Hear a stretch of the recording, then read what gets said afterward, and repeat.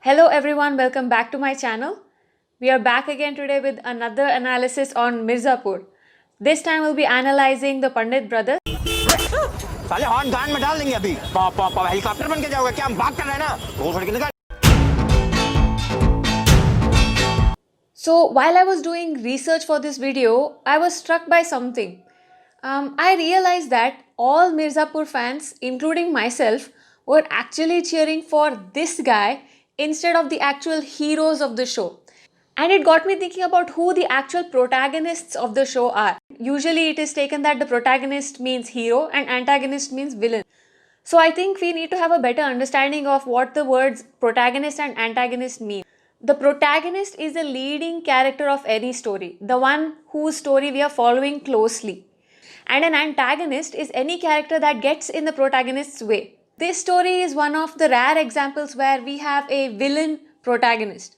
Okay, and this type of storytelling to me is very compelling because it puts a twist on who you're rooting for, and as the story goes on, you're like, wait, am I actually cheering for the bad guy?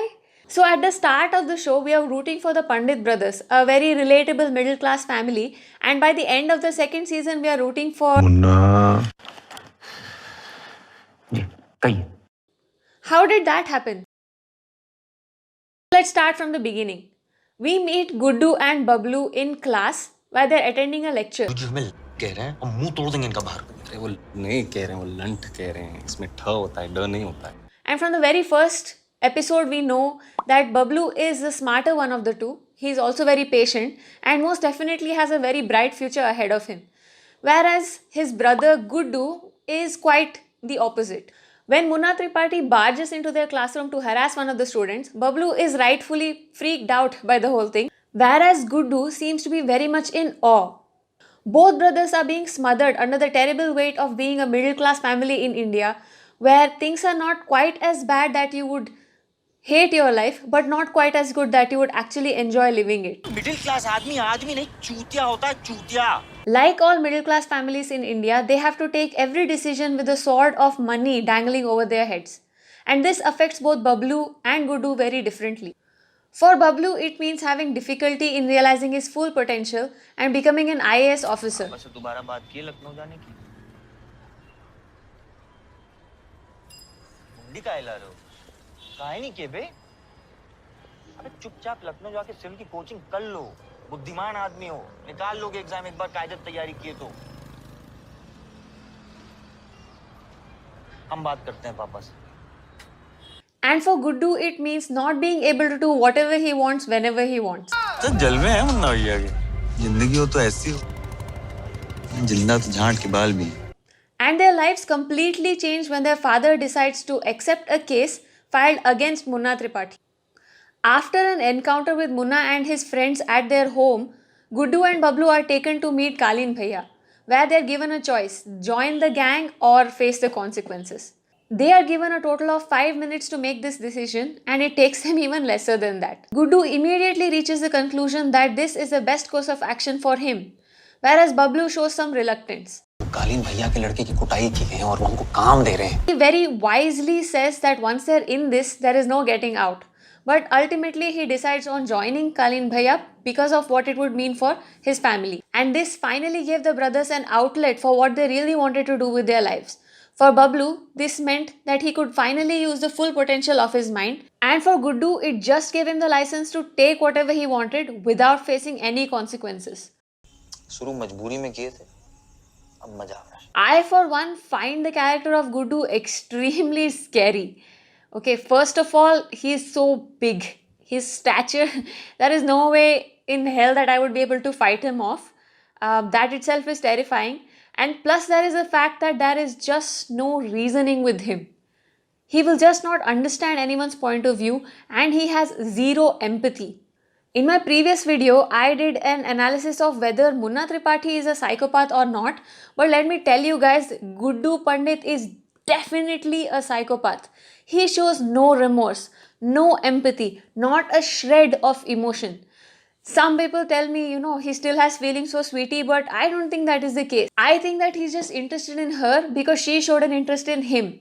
and then he just went along with her advances. I remember one scene in particular where Bablu and Guddu go to talk to one of the people that handles Kalin Bhaiya's businesses. And then while Bablu is trying to negotiate with him, Guddu just shoots the guy, even though his wife and baby are in the very next room. Good भैया उनको छोड़ दीजिए जाओ बाहर जाओ bike में बैठो